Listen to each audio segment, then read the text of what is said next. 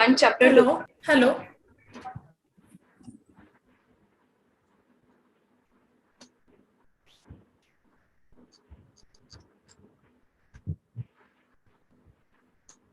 Yes, ma'am.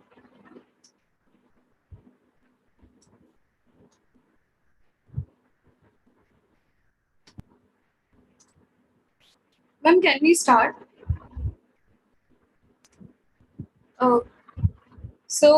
We would like to welcome everyone to Samanvaya 2021 Chapter 2, the annual HR Conclave of IIM Kashipur, which is a platform to share some of the imaginative ideas, exceptional thinking, and best practices in the domain of HR with top leaders and seasoned professionals from the community. This year, the conclave is themed on digital disruption, and in line with this, our focus is on digital disruption in HR practices. To begin with, we would like to introduce our guest for the session. We have amongst us Mr. Digwanta Chakraborty. He is currently working as the Talent Acquisition Head India APAC at Boston Consulting Group. He has worked across industries like strategy, consulting, information technology, and enabled services. His experience includes assignments in India, Japan, and the US. He was previously associated with Accenture Digital, where he steered the team in setting up the people function as the talent acquisition head. Sir has more than 14 years of experience in digital strategy domain. He is a dynamic leader with a diverse set of experiences and loves operating at the edge of culture, business, and organizational building digital capabilities. We welcome you, sir. Thank you very much. And good evening to everyone. Next we have with us is Mr. Pradipta Sahoo, who is currently working as an advisor to the board on HR at Bank of India. Sir is a global leader with an HR experience of over 30 years. Sir has worked in top leadership positions like Vice President, CHRO, and many reputed organizations like Suryodaya Bank, ICICI Bank, Bharti AXA, Kiffin Technologies, and many more. Sir is an alumnus of Utkal University and has a specialization in law, personal management, labor welfare, industrial relation, organizational behavior, and many more. In his current role, Sir advises and supports the bank to implement the strategic HR policies and practices on learning and development to achieve the objective of the organization. We welcome you, sir. Our next panel member is Dr. Natwar Kadel. He is currently working as the head of Center of Expertise, Corporate HR and People Strategy at Hyundai Motors India Limited. He is an impactful leader with a versatile experience of more than 14 years in the domain of human resources.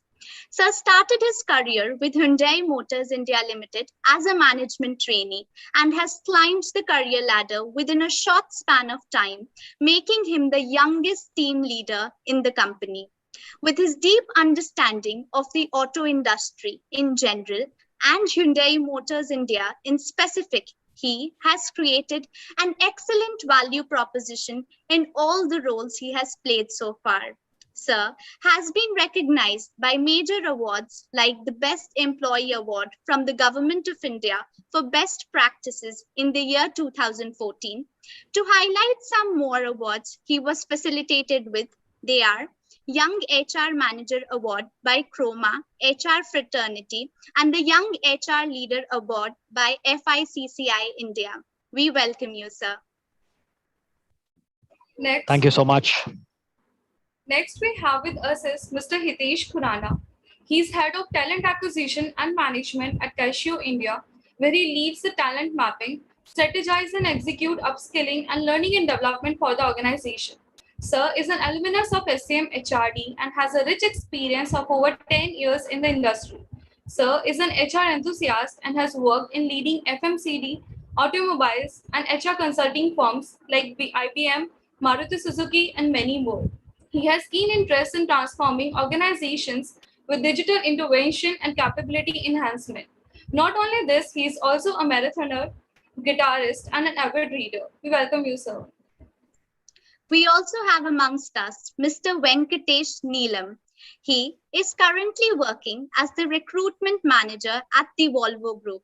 He has more than a decade of experience in managing full spectrum of talent acquisition, talent branding, and talent programs. He is also a social media expert and a career coach who uses a participative and consultative training style.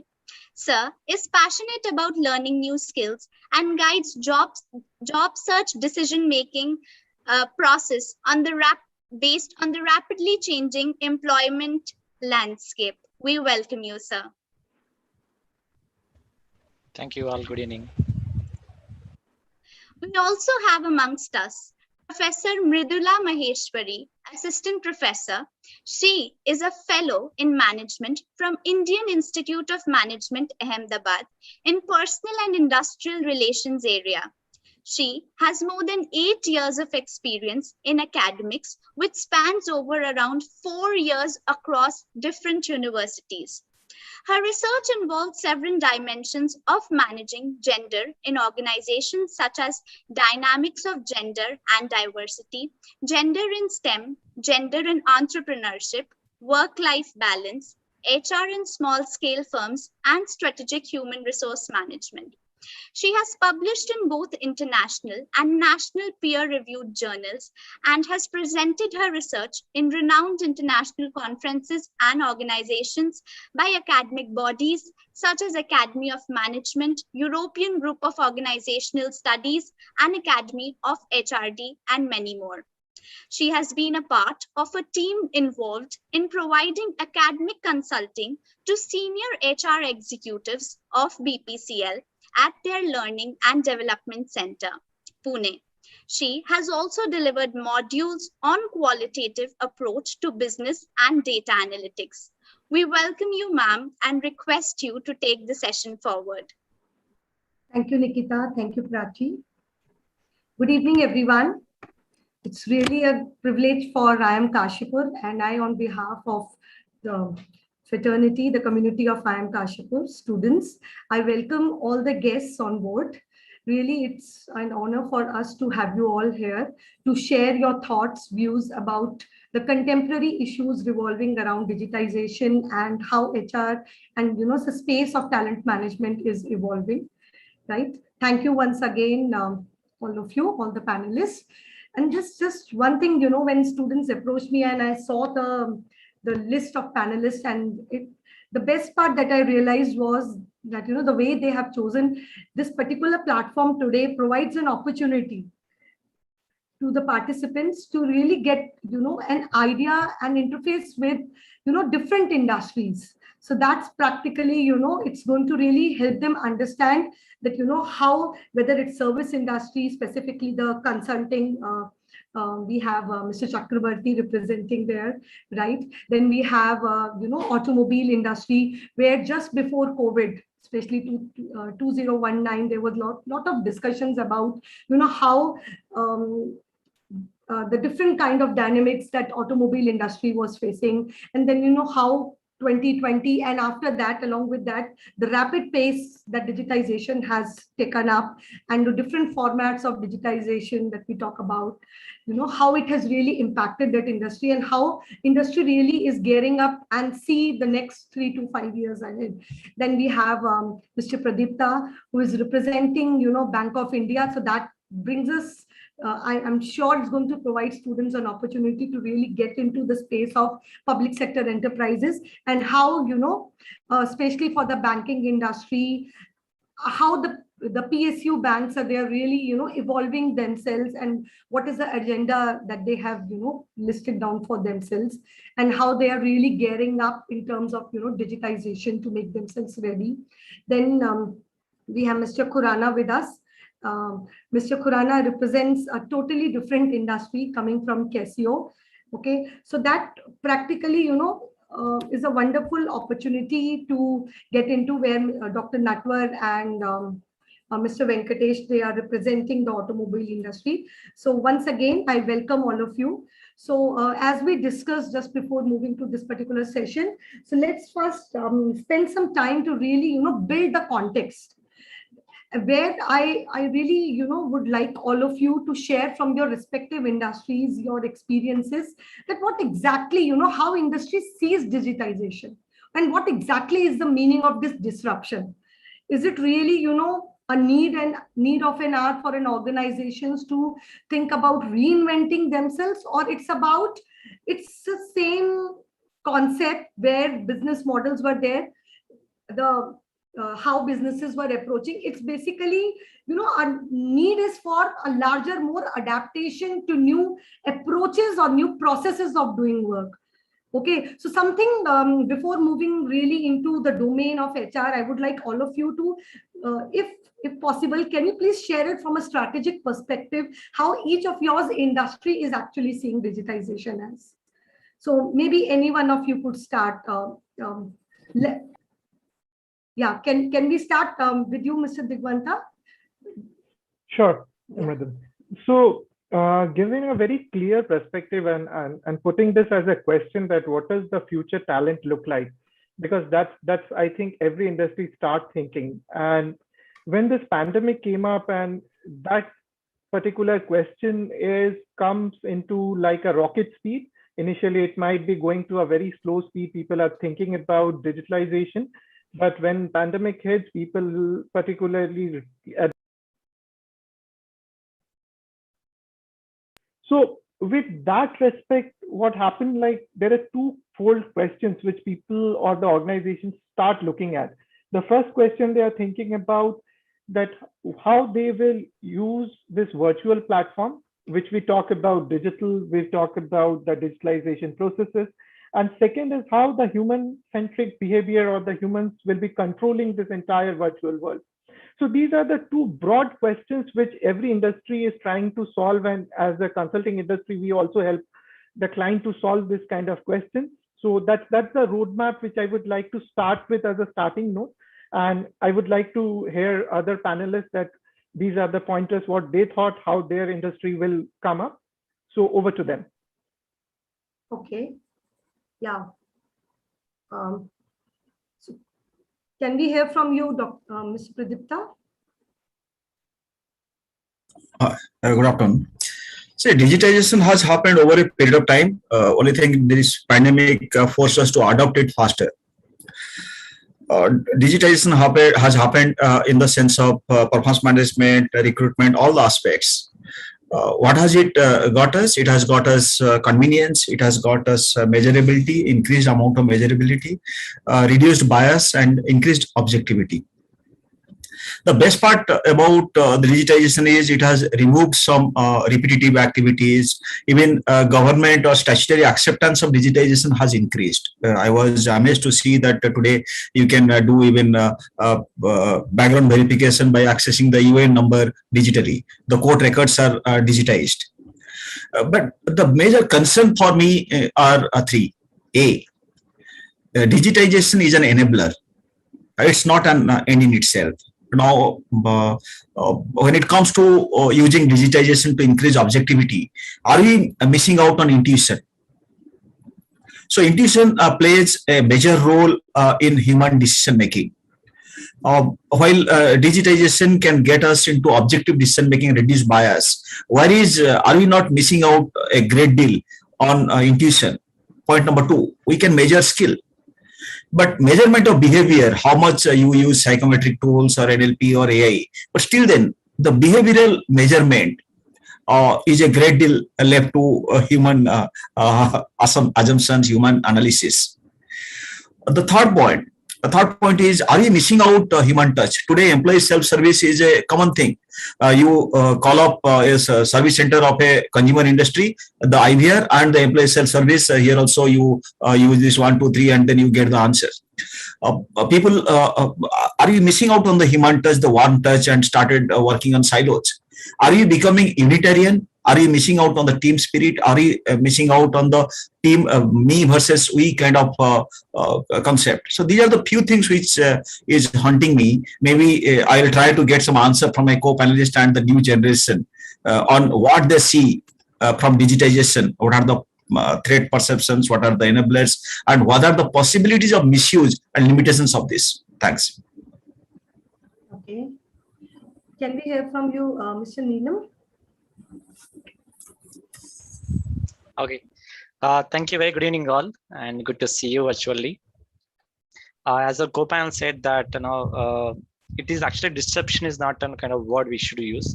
It's always a need the industry looking for, because we all are facing different problems and how these problems are addressed in different ways. So digital is going to have the problem statement is going to address your statement. Then we are going to increase that. Example, I'm kind of talent acquisition background. We see that I'll give some real-time examples only. We get every day around 1,500 to 2,000 candidates, applicants come in flow. But at the end of the day, we have to give a right candidate experience. So how we are going to give right experience to each and every candidate without miss? So I cannot sit in each person, do manually check. So that's where we use a lot of robots in place, lots of technology in place, and we brought chatbots in place. And again, in the digital world, we can't collect hard copies, we can't do something. So these are all problem statements we have in front of us. So how we are going to leverage the technology, or how we are going to use different kind of ways of seeing a problem statement, then come up with the solutions. So that's where actually I can say a lot of better things happened last couple of years. Most of the companies are trying to do something differently, but a pandemic is given no time. So overnight things has to be changed. So a lot of things got changed. But actually always the student's perspective, maybe for you, maybe see a lot of things accessible or the everything on in your fingertips. It's all because digital. But you have to think always that when technology comes in hand, it's always a responsibility as well. So how you are going to leverage these tools and technologies, and how you're going to make a change in social. So are you going to minimize efforts or cost or time? It's you decide based on your way of thinking or your way of problem solver. So that's where you see the bigger scope, not again limited to some kind of piece of work or piece of company things to. You think the larger point of view, how are you going to minimize digital? Because the digital is giving you everything in fingertips. So leverage that and see that what actually giving to us, and how we can give back to the society in longer term. Okay, thank you. Thank you. Can we hear from you, Dr. Natwar? Hi, sorry, I'm keeping my video off. I'm traveling a bit. So if there is disturbance on it, I'm extremely apologize for that. I'll try to be as clear I can. Well, I go with what Mr. Neelam said and Mr. Pradip said that, technology is a leverage. It's a lever of a business, but this is not whole and soul in which we are into. Well, I just wanted to start with a story. Let me tell you, you're producing a car. A car has at least about 40 to 50,000 parts. And then it has, if you have to convert that into a data point, it has actually 5 lakh more than a data point. Right from the time the car as it do panels, and then it converts into a car with a lot of machinery stacked into it, with a lot of features, what you see in the car, and once is out. And every 50 seconds, you see a car outside. Just imagine the old mechanism where you have a machinery in place, which probably have to call for a maintenance as breaks down. So every time it breaks down, you have to stop your production. When you stop your production, you're losing every 50 seconds a car revenue. If your production is stopped about a hour, you can just multiply with the average cost of the car. That's a loss of the revenue. Now, what does the technology has brought into data? The moment you start reading the data, you can actually predict where you likely have a maintenance issue, and you can proactively address to that. Not just that, you can actually find out where the problem actually can happen in a car, a product issue, a warranty issue. You can go up to the detail you wanted it to. So ensuring the consumer gets a car which he wants is to the best in the shape. Now, today, the consumerism, everything, be it a technology or we talk about any new trends we are talking about, everything boils down to 2 things: business and consumer. So consumer is the forefront in what we all are focusing into. Let me just go back out of the context and tell you good old days. When I was recruited as a management trainee, I still remember my job was to go to the gate.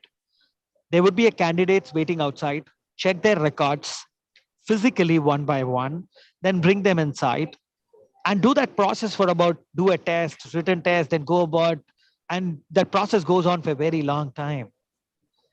And let's say today what we do in the campus, we do absolutely virtual hiring. And the entire thing is done right on the system. It's on the finger on the tips. You do it, all this done right? Your background verification, be it everything is done so hassle-free in the system. The manual operation work where you're likely to make mistakes does not happen. Now, this technology has definitely larger context has facilitated the way we work. And I'm sure the way COVID has brought into a stage, right? Mr. Gupta was talking about it, right?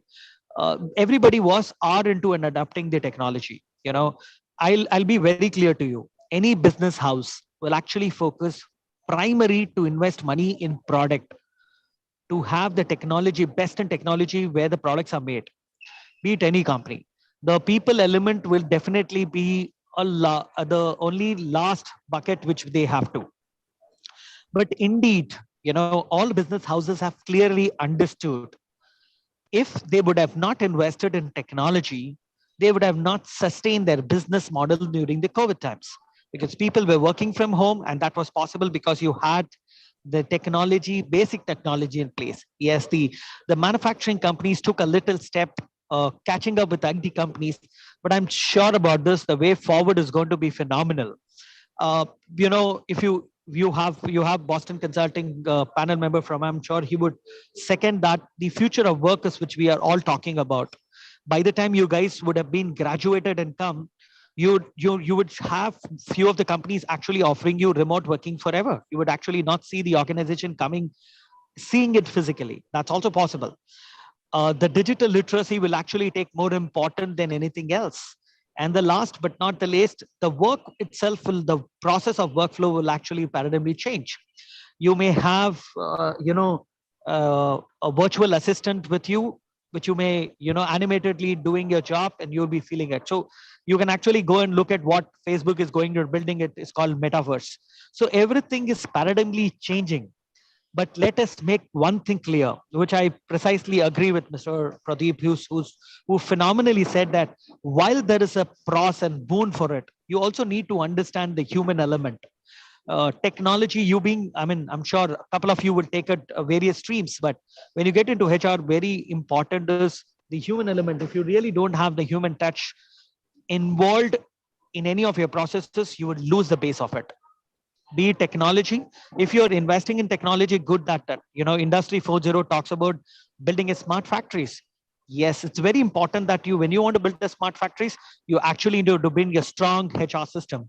Well, the research says that your hygiene systems should be in a place by 2025, and you should be having all your systems through AI built by 2025, more than 25. So understand everything will be happening with AI, machine learning, data points. So everything, right? You'll be able to predict who's going to resign. You'll be able to predict which person to attract. You will have to use, but at the end, you need to understand all this is built to facilitate our job. So it's very important that don't leave your fundamentals. Organization psychology, human science are very important. You need to inherit that in every process.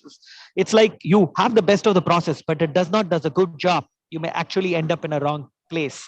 So it's very important that keep the human element in the pace of it, but have the technology as a lever for going beyond. Well, this is all I have to say. Over to you. Okay. Thank you, Dr. Natwar. Hello, Mr. Hitesh. Right. Hi. Yeah. Very good evening. Yes, sure. Very good evening to all the students. And apology to them also. I guess that's not how the ideal Sunday evening should look like for them. That's what they imagined before coming to the campus. But that's how the B-School life is all about, attending those sessions. So I will always place a caveat or a bit for all the students who are really interested for these sessions. So I am part of the Casio and working for a watch and an aspirational watch when the students who are going to ask me really good questions and have paid attention. So yes, discount is on me for all the G-Shock and the Casio watches for them. So coming on to the thoughts which already the panelist member have shared, Mr. Network really beautifully explained the entire. I'd like to place that all those pointers in a few frameworks so that it becomes slightly easier for new entrant students like the first years to understand what is digitization, what is digitalization, and now we are talking about the digital disruption. So digitization is nothing. It's probably our parental generation stuff. So, we used to do all the pen and papers. In few organizations, probably we might have used a decade back also. But yes, all the filing stuff that we used to do, store data on pen and paper. So that's you transform from those pen and papers to certain kind of a server. It could be an in-house server or probably say a cloud server. So that's the digitization stage one, where I could say most of the organizations have already moved on. The second stage was a digitalization. Many organizations, because of the COVID, have really picked up the pace on this front. This is nothing but just your to improve the operational efficiency. You're automating your entire process.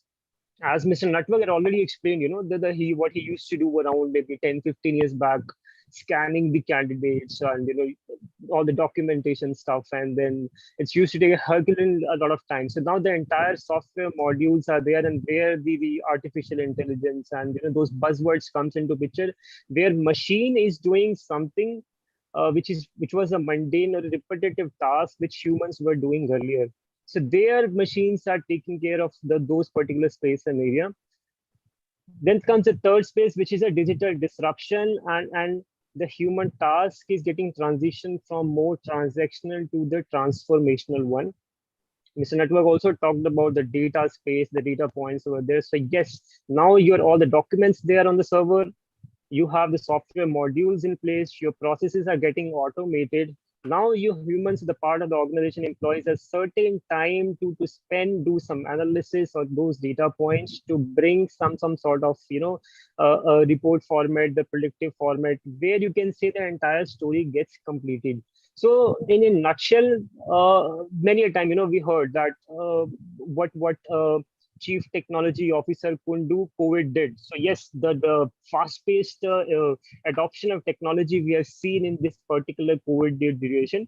A few of the organization I could say could be on the second step. They are just adopting few software modules to enhance their operational efficiency. And few ITs and the technology-based organization, they've already placed in the third stage, where they're into the disruption stage, doing some bit of data analysis and helping their senior management, top management to take better decisions out of it. So in a nutshell, I just wanted to place whatever the panelists have discussed in three buckets: the digitization, digitalization, and the digital disruption.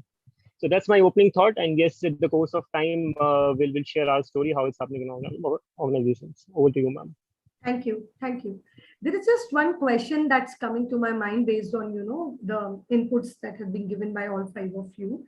And also, I'm just speaking on behalf of students immediately.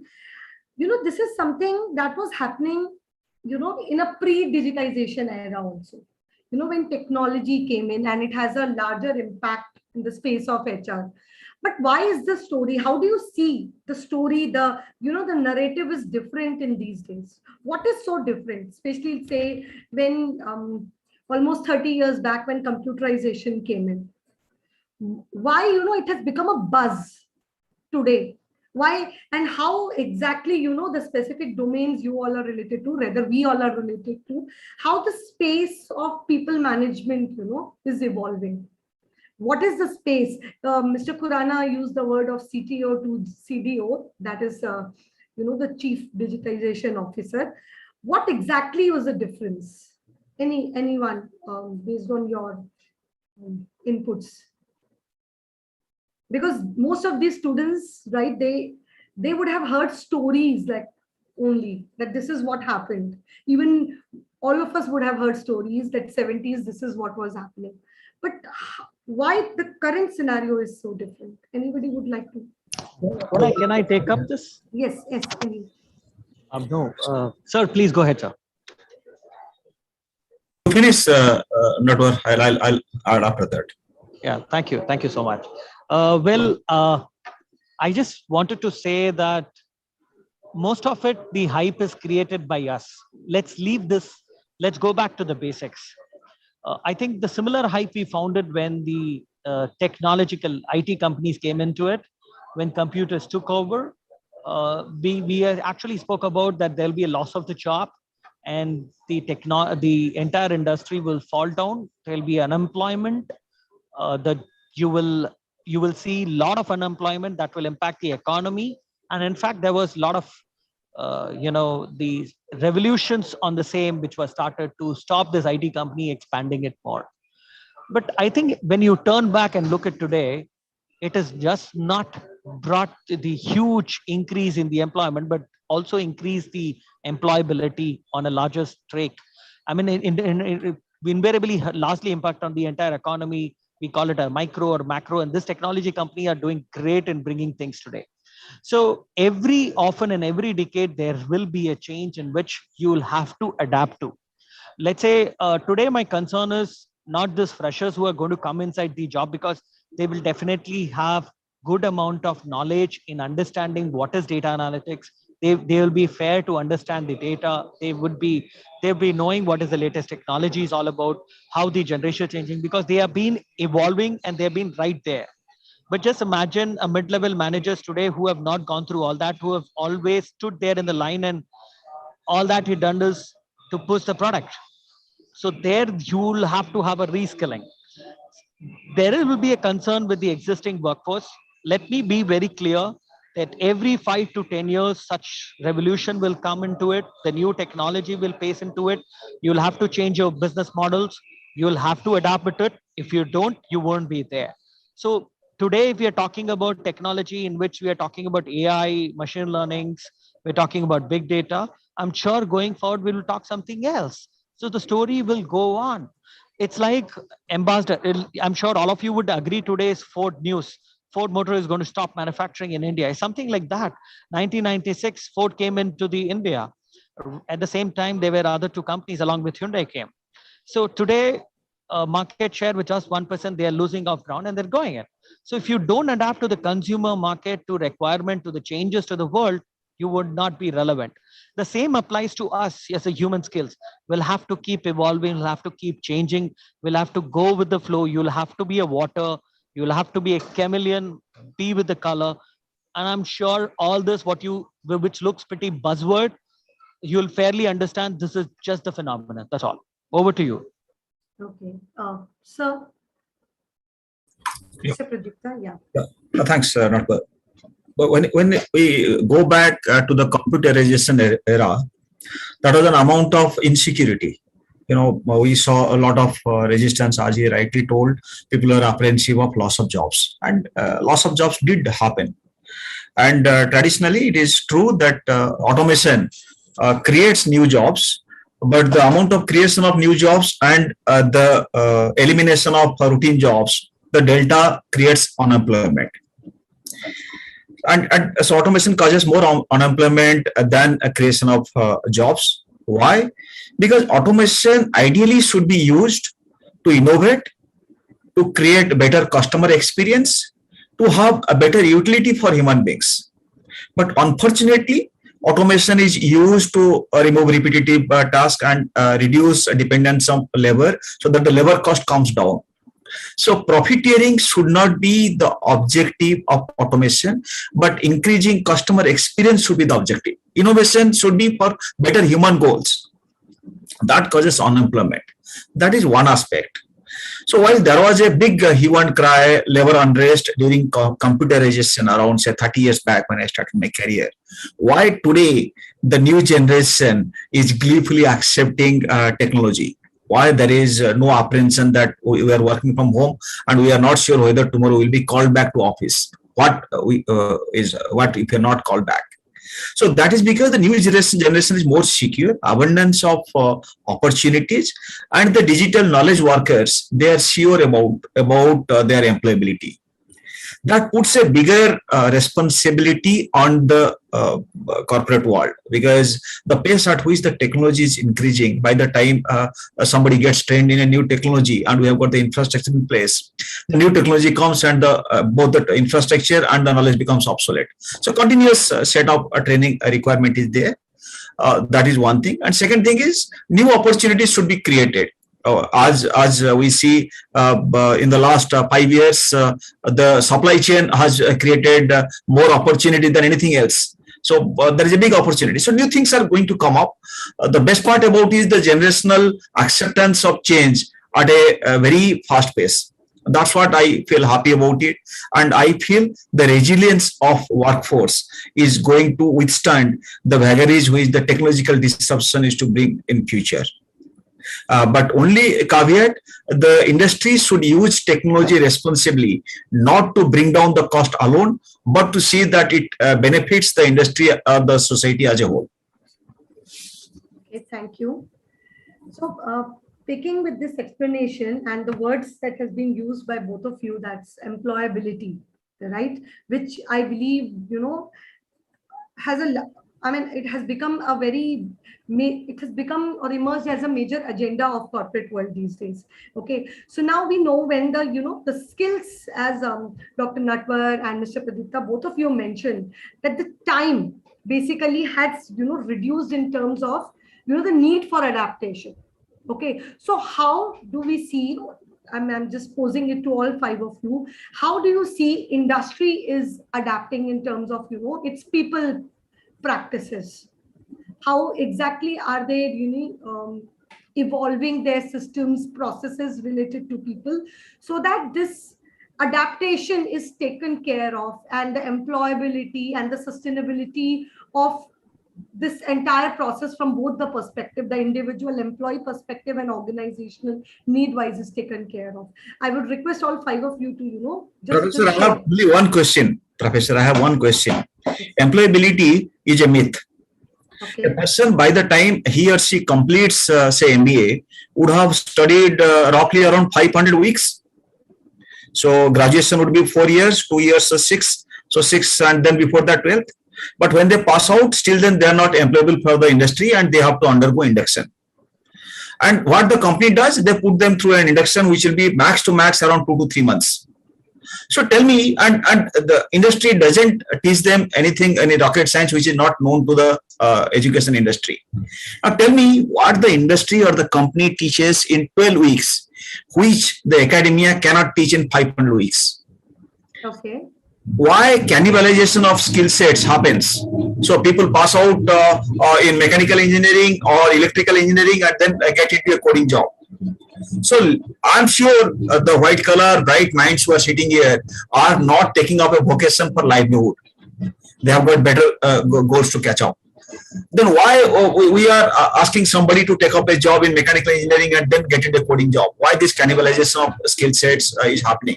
So I feel there is a responsibility cast on all of us, whether it is industry, whether it is society, whether it is parents or academia or the government, to look at this aspect so that employability happens on an automated basis. And so like we breathe, we don't think and breathe. So employability, so this reskilling is a responsibility for all of us. Thanks. Okay.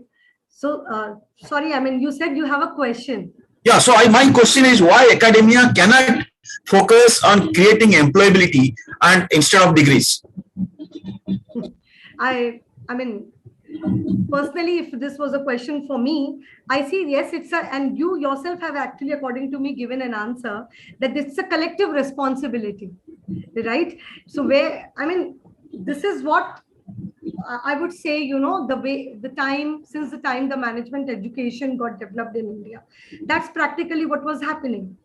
It's basically possible when academia and practice, they come together.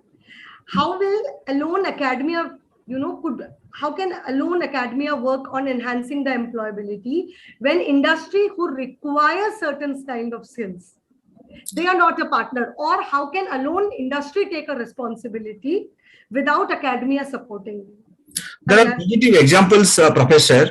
TISS 2 years back started a project management scheme where they took up, the professor would take up a specific pain point of a particular organization and ensure that it is addressed through trainees. So a big journey starts with a single step.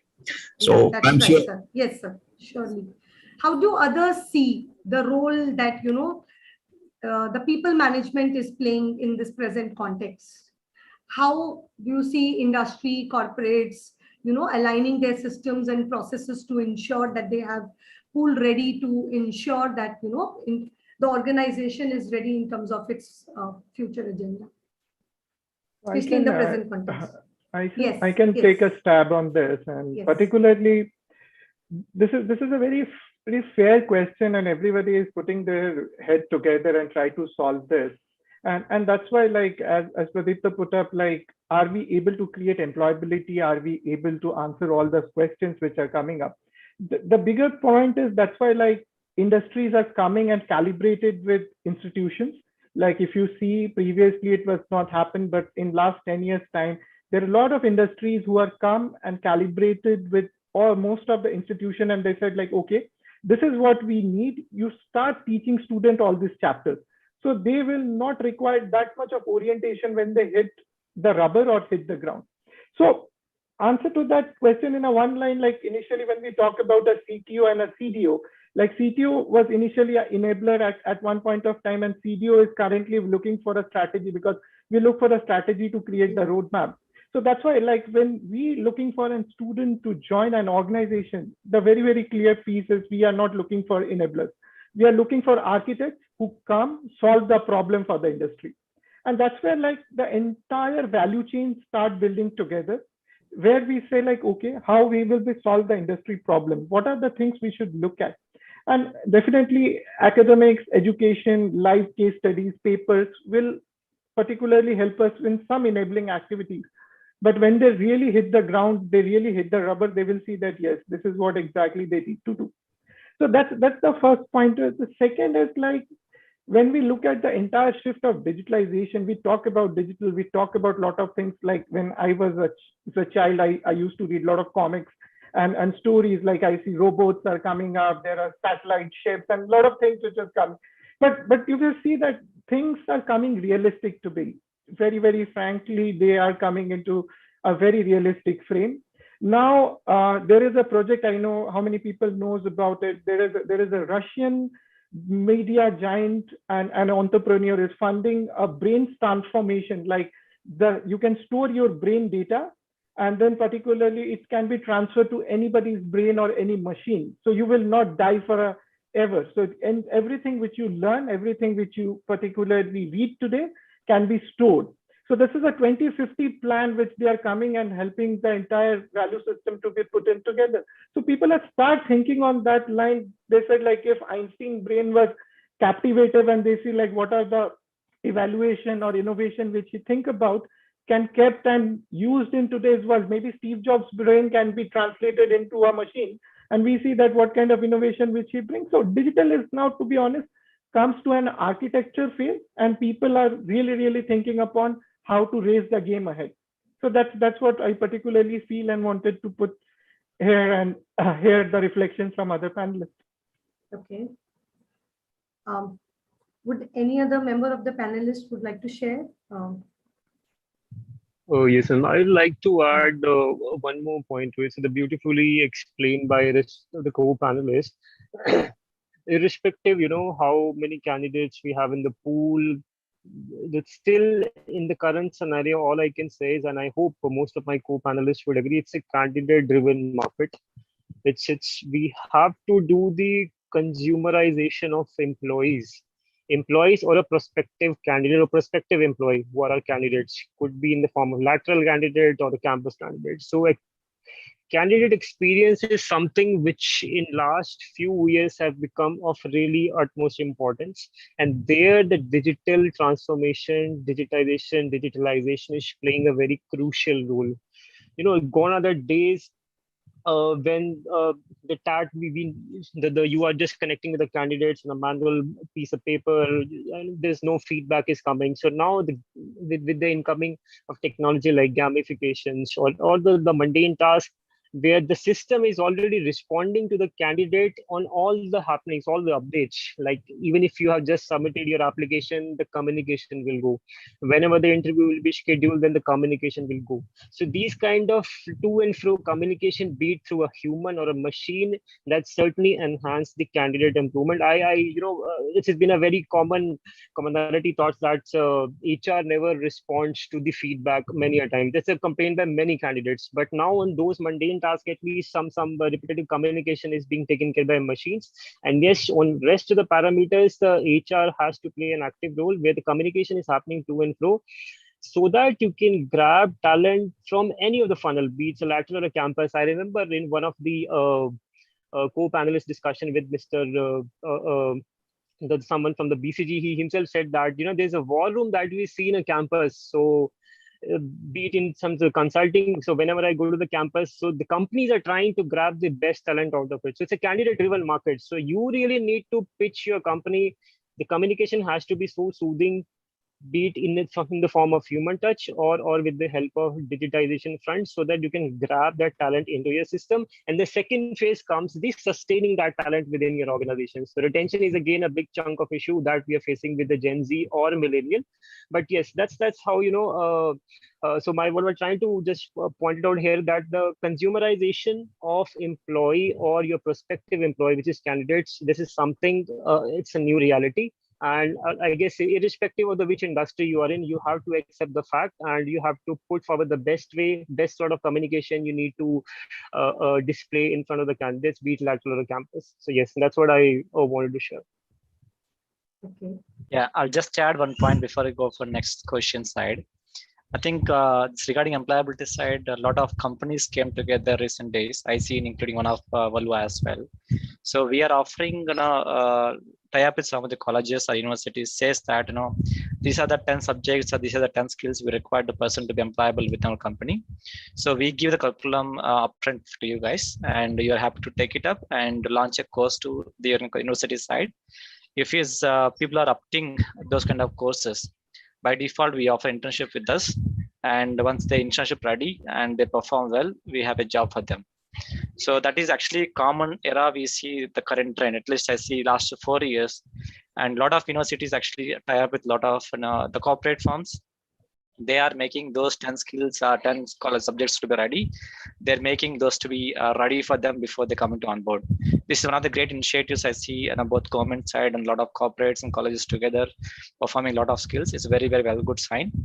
And I'll talk about the other examples in later questions. I just want to add that point. Yeah. Okay, thank you. Thank you. Hello, Dr. Natwar. Well, yeah, hi. To talk about employability, I just have one word for all the folks which are listening now. Employability, I read a lot of statistics, out of all the graduates, about 18% are placed, 20% are underemployed, and a lot of them don't get job. Well, let's forget the statistics on the other side. I just wanted to tell you one thing. Please don't follow what the world has to talk about. Please look into who are you first. If you're able to find out who are you, I'm sure you will be able to find out where you want to go. While I also second the opinion of all the employers who, all the speakers who said that, it's kind of, seller's market. It's a candidate which is right now, organization has to pitch a lot to pick up the right candidate. Leave that on the other side. Let that story goes on how it has to be.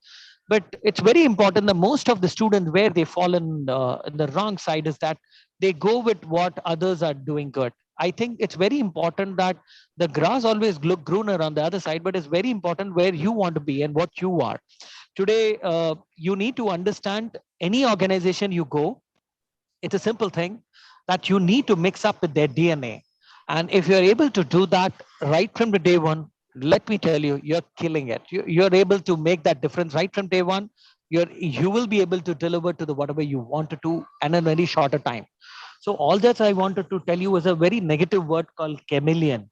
Just try to be as chameleon you can, because it colors itself with the colors of the environment, and that's how it goes, without seeing it. So as a student, I just don't want to talk about yes, there are a lot of skills which I would definitely talk about, but I'll tell you, all of us speakers today, we are talking here. But I personally say I have a threat with you guys, because you guys would actually do up things in next 5 years what I probably did at about 10 or 12 years.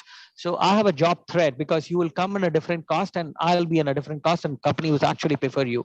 Until unless I don't learn, unlearn, and keep relearning, and I would actually lose up my job. So well, it's very clear. Just wanted to tell you that you guys are fantastically learning in the right age, in the right platform, in the right environment. All that very important to keep looking yourself, and you don't have to worry about job. It will come and kiss you for sure. Thank you all of you to I understand purely, right? Employability actually is I would personally argue that it's a double-edged sword kind of thing. Okay, so that's a reality, because there is a lot of responsibility that lies on the shoulder of, I would say, all the stakeholders would have to take that, right? And actually, yes, when we say very old, terminology coined by McKinsey long back, when this entire debate on talent management and talent started, with McKinsey saying it's war for talent. But practically, I would like, I'm curious to know personally that, do we see this war for talent has intensified because of the present context of digitization? And if yes, then how the different, aspects of talent management, like acquisition and, the space of learning and development, how do you see practically, in the corporate world, how is it evolving? How are organizations gearing up with these? Mr. Khurana also, touched upon the topic of, retention eventually, right? How, because of digitization, the field of talent management, how exactly is going through change? So that students really get a perspective, right? This is how these dimensions are evolving. So I would like to just start the one point before we talk on the digital piece in this particular space, especially for this generation, be Gen Z or a millennial. Whenever they're entering the organization, they seek a purpose. I mean, they need a career path. Gone are the days when my parental generation, if we talk about my father, he just entered a bank and he retired from the same bank. So it's not going to be the case with the upcoming generation. So they need a sense of purpose in whatever they are doing. They, on the very first day, in the induction day, probably on the second day, they definitely are going to ask how my career path going to look like within that setup. And it's if we talk about the developmental perspective, so company are, so be it my previous organization, I was associated with Maruti, and now in Casio also, it's the companies are heavily investing in the development of our respective employees. So whatever the new skills, as one of my co-panelists already mentioned, we got scared that the new youngsters are coming, they're probably going to replace us, but no. So we have to upskill our existing manpower, be it in the digital acumen or the data centricity. What are the these are the kind of new skills that which are coming up. So yes, the two broad pointers to sum it up: sense of purpose. So whenever they're entering any organization, be it through a lateral route or a campus route, the in-house development is certainly, I'll not say the only responsibility of organization, but yes, they have to provide an environment where employee can professionally grow and develop themselves. One big ownership lies certainly with the organizations. So yes, there are a lot of digitized modules that we have in the L&D prospects on the career development perspective. So that's there. So in all the elements, yes, digitization is coming into picture. But before we just wanted to begin the conversation. So these are the 2 points I quickly thought of. So just thought of sharing it with you. So yes. Okay. Yeah. I'll just add one live example here before we tell the live example. Hitesh, with your permission, can I take your LinkedIn account, show some example to them? Absolutely. Okay. Thank you so much. Guys, I'll just show one live example. What is distillation talk about today? I just mentioned the talent war the industries are facing today. Example, what is happening? Hitesh, I'm going to one of the recruiter company from Volvo, and some ex-company also trying to reach out the same candidate at the same time. So if someone is have a good tools and technologies in hand, and someone else is starting with the sending requests on different things. So this is a scenario all companies are facing today. How to actually find the right candidate in right time? Otherwise, how to attract a right candidate as employer choice. So this is a kind of all people are facing example. Suppose if you see, there are a lot of tools came in picture. If I just open the Hitesh profile on LinkedIn, so I can able to find his phone numbers and email ID, and right side just loading that, I can able to find his personality. So what kind of person he is, and he's look like some kind of thinking. He's a bold, confident. I can able to understand his completely personality, his kind of behavioral aspect to see. So what actually all the talent acquisition space, what we're trying to do here, we're trying to give the highest candidate experience. How do you give the wow factor to each and every candidate? So when I'm going to suppose you're talking to a person, when you feel very delightful, then you feel actually, yes, I'm going to talk to this guy. I'll work with him because he is making sense for me. Let's say you talk to some other person, there is no kind of wow X factor involved there. It's just okay kind of experience you have it. You may have a lot of doubts inside, especially a lot of the ginger guys. And until they don't feel comfortable with the other person whom they're talking, they don't actually go with them. It doesn't matter about the salary and other factors to see. That's how they think about. So what we're trying to see that if you see the talent acquisition journey itself. So the journey moved completely towards the intelligence recruitment. Right now, we are kind of counter recruitment stage, and we talk about a lot of social media. We talk about employer branding. So how do you make employer choice for them? In fact, employees and employers are both are able to connect each other now. But if you see the next generation, hardly I can see matter of 2 or 3 years down the line. So we are actually not talking with the candidate each individual. We're talking a lot of tools and making decision making. Because as I mentioned the first example, we get every day around 2,000 candidates in my career board.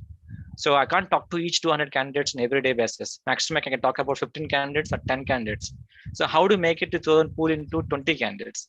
So that's why I'm going to use this AI and place in there and screen about resumes and properly keywords in that, and come to kind of judgment that, okay, this is with Khurana and he is what well versed with. This is a behavioral. And when I talk about my kind of profile and he is matching or not matching. So everything can happen in everything in short of matter of seconds and minutes. If I have to do this everything manually, in my past days, I used to take at least a week time to propose 10 CVs or 5 CVs to my hiring manager. But right now, because of these tools and technologies available with the screening process, what I have in technology in place, I'm able to do within just a matter of 1 hour time. Just I have to have a proper call with Khurana and close the deal with him. So that's how the world is looking into different ways of aspect to see how this technology moving to each industry wise and how we are capitalizing and learning those skills and adapting. If I'm not doing this job today, if some other company, some other person doing the same job, by default, Khurana could have joined there by that time when I approached him. So that's where talent of war is happening. And that's why we are using a lot of tech in place to bring those talent to right time to right place. I just want to throw some examples so that people can understand. Thanks, Khurana. Thank you. Thank you. Anybody else from the panelists would like? I can add that yes, piece, like where you started, like McKinsey phrased that word, like war of talent. So to be honest, like these days, every company is trying to create a unique value proposition to attract employees, and digital is something which is definitely playing a very critical role. And I was reading an article a few days back, and a company called BharatPay, if people heard about that name. So they started a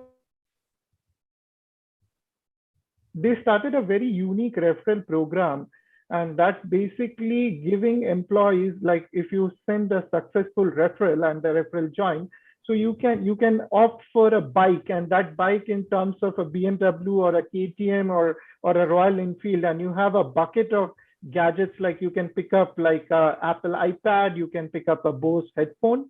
And they even go and extend to offering tickets of ICC T20 and even the IPL as well in Dubai. So that kind of leverage and the next gen strategy they are thinking about, if you bring people on board, and that they can offer to their existing employees that, see, this is what the value which we can give, and this is really, really attractive, to be honest. And people initially not thought about it. Now this is transforming into real examples. And that's why we said, like, war of talent is like you have to win the war, and you have to keep thinking and putting your brain together and say that how we can create and differentiate it. And that's why, like, people are start leveraging those facts. People are trying to create those clearly differentiating factors, and they see like this is how they are, and they are using the digital way like they are not using previously. They said, like, let's try to reach out each and everyone, which is like the talent roadmap can increase. It's not only right now with one geography, because of digital connects, because of the Zoom, this is the Team Connect, Microsoft and all tools, they can reach out to anybody across the globe. So it is not right now a place where we can only confine and get talent in one place. So the talent war has been expanded. Even the talent roadmap and the talent pool is also get expanded with that. Okay, thank you. Others have any viewpoint on this, or shall I? No, I think all of us have already spoken it, so it says the same. Yeah. Okay, yeah, thank you. There's just one question, right? Which in a way is, I believe it's going to be really very, your inputs are going to be very useful for the participants, the audience. I mean, with a lot of inputs coming from all five of you regarding the context, present context, and right how the, from an HR perspective, it's being seen.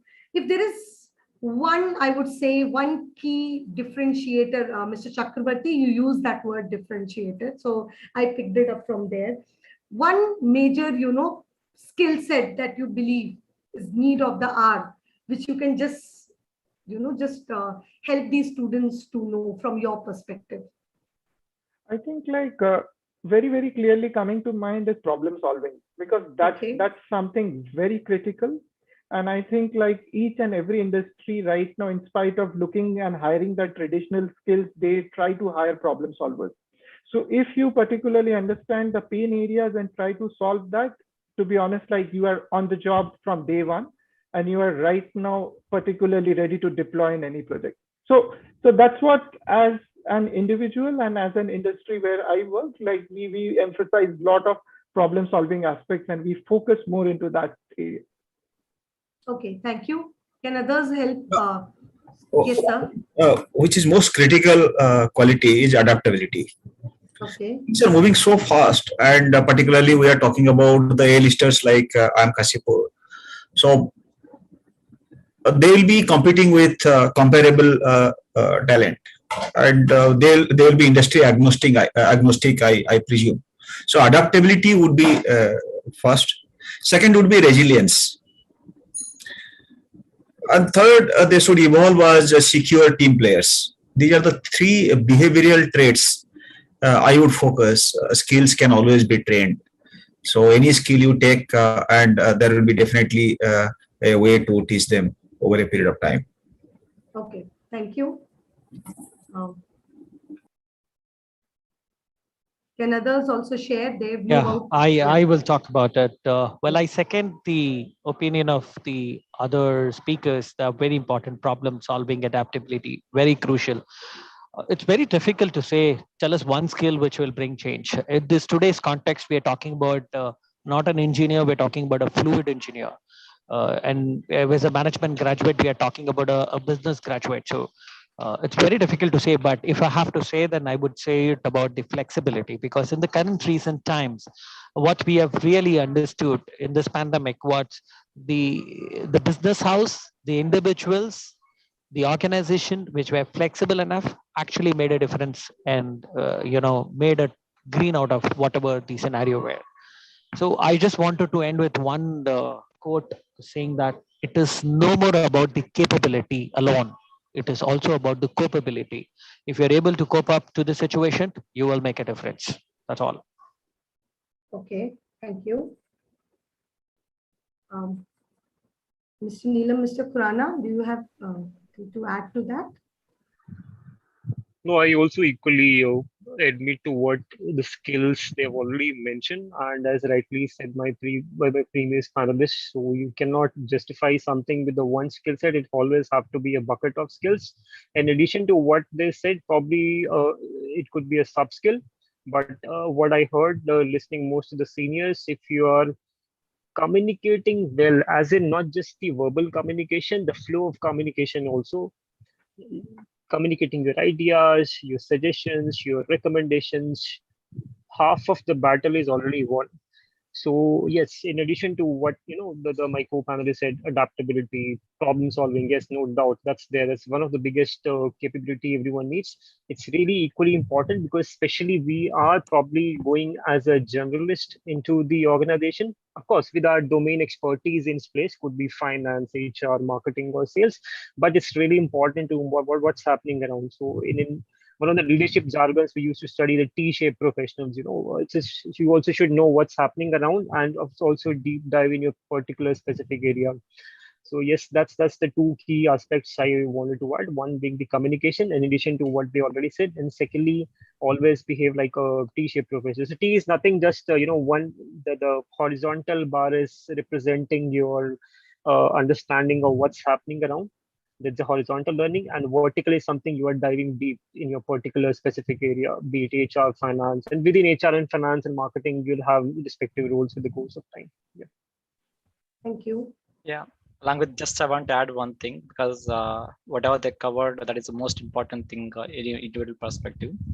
But I would like to say the last one is passion, because they have to love what they do. Otherwise, that passion will not come out in each individual. So love, actually, when you start something to do, it will start loving that work, then automatically things fall in place. As long as you show that passion towards the work, what you do, it's always things in place. And rest all things my co-panelists covered, that is most important thing for each individual perspective. Okay, thank you. So thanks to all of you for sharing. So basically, almost last 60 minutes discussion that we had to understand this particular context, right? I basically see that, just trying to bring everything together, it's being shared, the broader points. Basically, the panelists, based on their rich, vast experience, they believe that, digitization is an advanced version of leveraging technology where businesses are evolving their business models, approaches to basically to build a better connect with the customers. And in this process, the employees play a very pivotal role. And if this is the case, then considering that how effectively we should be able to leverage them, ensuring that that human touch element, okay, is not lost. It's basically the need of the hour where from both the funds, both are responsible. The organizations are also continuously working in this particular direction, that it's becoming intense day by day. The need, the disruption is basically where we say we don't have to really get into reinventing the wheel again and again, rather how the rules, the processes are evolving and what kind and what format adaptability is required. So if this is the case, then from employees' perspective also, where a lot of responsibility is being, taken up by the organizations, but each individual who aspire to be part of an organization also has to be ready to take up that responsibility by ensuring that they develop high level of critical skills, problem solving. They are adaptable, resilient. They really know how to be a secure team player. They should really have a high level of flexibility, and they really have to, along with enhancing their capability, should be ready, abreast with, coping.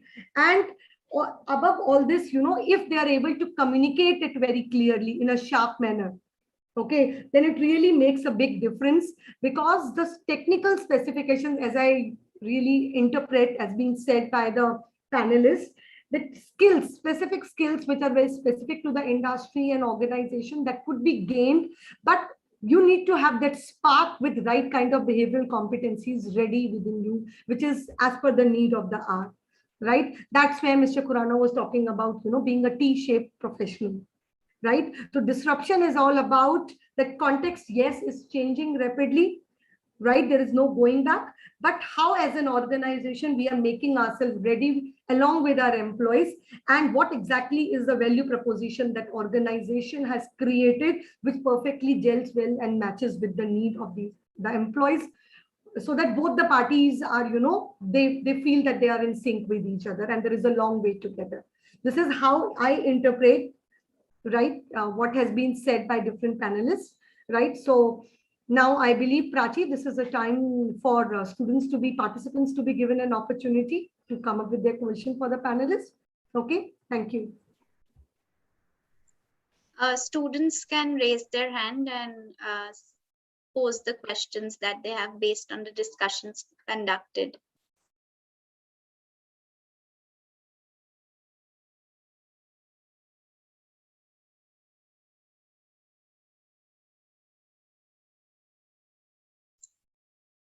So I have received a question.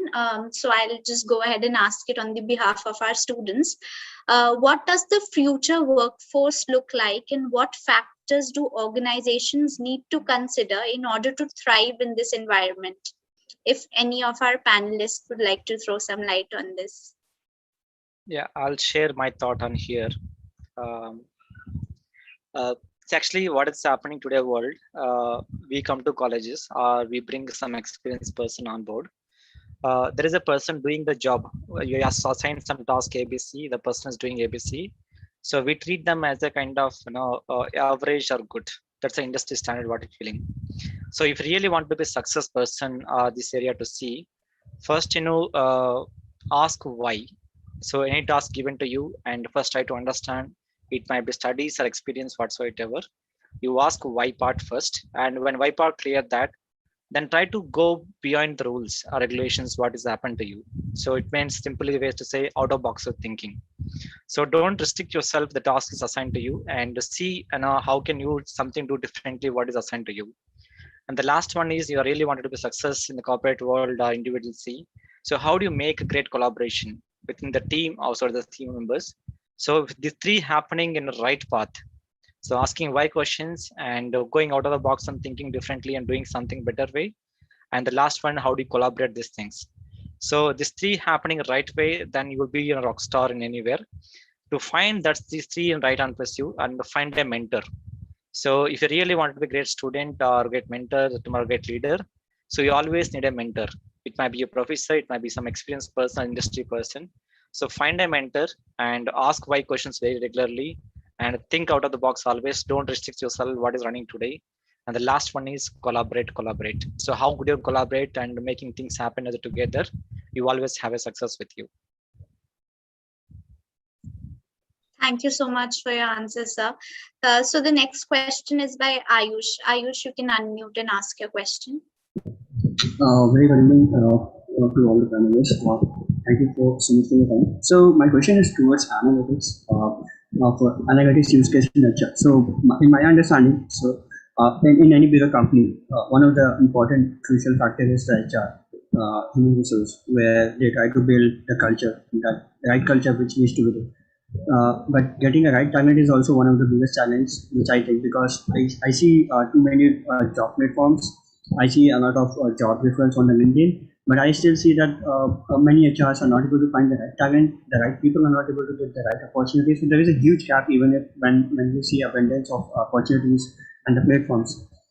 I try to put analytics over there, and when I was trying to work over the dissertations, so I came across a challenge is that uniform data is something which can help us to understand or analyze things. When we have to shortlist a candidate, it's a very big challenge to get a right candidate based on a resume, which may not represent truly that person. So maybe for a PhD person, that person is very high technical sound, but he may be not be good with the resume and making a right form of a CV. And we may miss out on those people. People lack skills on how to create a CV with respect to keywords, and maybe sometimes, let's say, shortlisting of people of around 500 or 1,000 for just 10 positions seems to be very challenging for a company. And then we try to put up a filter which may not be right judgment to candidates who are there, but we are not able to assess them. So how do we think that we can solve this problem, where the JD job description varies from company to company, candidates, the way they make their CV, the way they mention their work profile, the keywords, that is very different, and we cannot have uniformity across anything. So how do we see analytics that can solve this problem? Because I was just seeing how we were talking about the analytics, machine learning, AI for that. So I just wanted to understand how can we work on that to make it better. So I can take a stab on this question. So Ayush very rightly said, like, this is happening in the industry, and people are like really struggling sometimes to get the right talent. There are a lot of jobs that are posted in LinkedIn or Naukri or IIM Jobs or maybe some international platforms as well. But to be honest, like as a HR professional, what we need to play and particularly understand that what is our role, and that's where we try to create a big differentiator. So as an HR professional, we always try to see that what is my organization goal, what my organization needs. And that's what I bring as a talent to the picture. And as you rightly said, like AI will help me to screen resume, because to be honest, like India is a huge country. And when we posted one job against one job, there will be multiple applications will come. And when you put a team, and to be honest, like that sometimes is not like use their right time or use the right resources to just only filter profiles with that team. So sometimes people used AI, and during that AI screening, sometimes you also lose the right candidate. So that's a double-edged sword, to be honest. And there are a lot of studies which has came up. We talk about we are moving to a digital screening process. We talk about like there are a lot of things which we look at, because AI, to be honest, like pick up certain words in your resume. They try to match and play certain algorithm, and they try to mix and match the requirement with the profile. So that's where the human centric values play a very critical role. And that's a time taking process to hiring one person and identify a population which is like more than 100 crore in a country. And then you see like, yes, the person is also interested for that job or not, because always a job seeker and an organization are two aspects. They want to create a relationship. It's like a boyfriend and girlfriend, to be honest. It needs to be a win-win situation for both, until unless the marriage will never happen. So with that respect, like if you look at, when you're looking for hiring a right talent, then there will be a checklist which you always create, and the candidate also create a checklist, and they try to match that. Okay, is my checklist is matching with the organization checklist or not? And that's why like we try to create this calibration together and see that what is the turnaround time can be reduced and how we can win that war of talent together. So it's a collaborative approach, to be honest, like what I felt and what I experienced. Sir, I have just one follow-up question. So for me, AI or machine learning is more of just a simple rule base which I can build, and AI-based filtration is very easy. That's something anyone can do. But the cost of building a machine learning models and making it more efficient, and that to be very particular with respect to only one role. So how much how much justified it is that we are putting so much effort of resources, put data scientists to build something just for one particular role, and for one particular moment only, where let's say we are hiring for a senior consultant role and we have more than 500 resumes, and not even that, even if we have a 10 positions with a 10 different profiles and we have a 1000 resumes, that will be something which is dynamic in nature. Like the roles, the job description, they keep on changing, and we have to build an AI model which has to be very exhaustive. So the cost, or the cost of building those sustainable models, the AI models, that challenge, that question is something which I wanted to, I was not able to figure out how can we solve that, because the cost of hiring has to be less, so that we can hire a good talent in a very minimal cost of expenditure. So that has to be answered somewhere, that we do not spend too much of time, neither the efforts in a financial or human resource power itself, that we build a data science team just to hire some professionals. So how do we make it more optimized, that with so many dynamic elements are involved? So Ayush, just answer to that question very clearly, that it is more like a chicken and egg kind of a situation, where you particularly wanted your resource to be deployed and wanted to do more strategic work, and what your AI can do and minimize the initial first level of type 1 error reduction. So that's where like you put investment. And to be honest, like AI is not investment which you do it for today. So it is the futuristic investment which you particularly wanted to bring it. And today you see that a filtration which help you to get a filter done for 500 resumes. Tomorrow it could be 5,000. Day after tomorrow, maybe 15,000 as well for the same position. And that's why like you have to look from a holistic view, that on a long-term perspective, how AI will help. In certain roles, to be honest, like AI, still we are very, very skeptical. And one of the very critical job role which we see, and we particularly looked at hiring and recruiting any medical professional, like in doctors, when they recruit somebody in an hospital, and they don't use any kind of AI, and because that they want to practically understand their experience and how they actually done the entire process of their medical learning. And that's where like every job have a very unique, I can say, a value which AI will not able to determine. So you as a HR professional or an organization need to define that, okay, these are my set of jobs which I can be relying on AI. These are my set of jobs which I will need to individually deploy resources. And these are the set of jobs which people will come to me directly. They said like, okay, this is the brand I will associate it with. And I particularly echo everybody's voice, and everybody can also echo me in this space, that you will not see a CEO hired through a AI machine. Like like in this call can talk about it. If a CEO's job description flashed in LinkedIn, and no organization will take a risk to put it on an AI machine to filter that profile. And that's why we particularly need to utilize that in a right manner. So I have a perspective here. More than hiring cost, the cost of a bad hire is much more important. That's one aspect. Second is whether we are talking about NLP or AI or whatsoever. These are all screening tools. These are not selection tools. The selection tools are different. Even psychometric analysis, leadership analysis are also screening tools to some extent.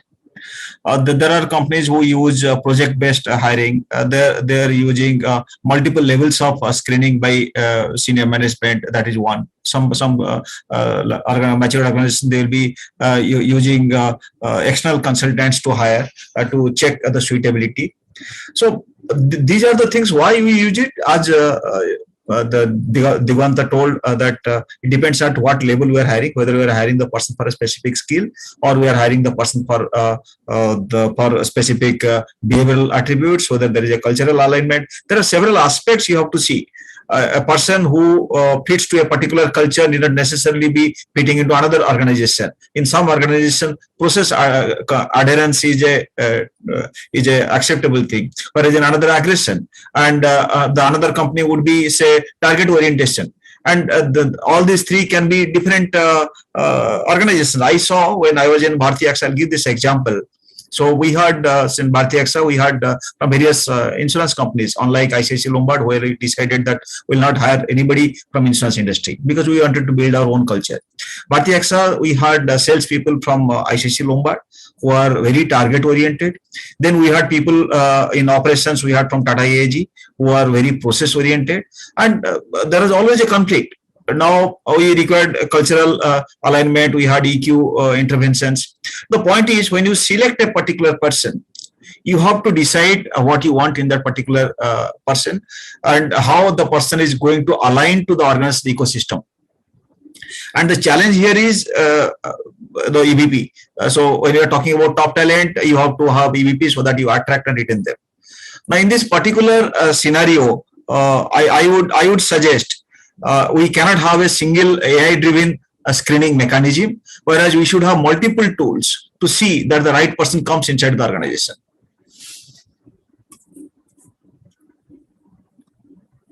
That's. Thank you, sir.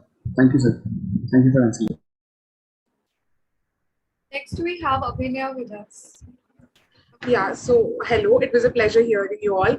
So my question is, with the pandemic in place last year and we had a global lockdown, so business had actually come to a standstill, and then quickly the IT sector completely went remote. So when it comes to employee engagements, there were a lot of key decisions that HR leaders needed to make, and now it was completely online, and employee engagements are specific to location. So how was that transformation process in the last year in terms of employee engagement and digital transformation?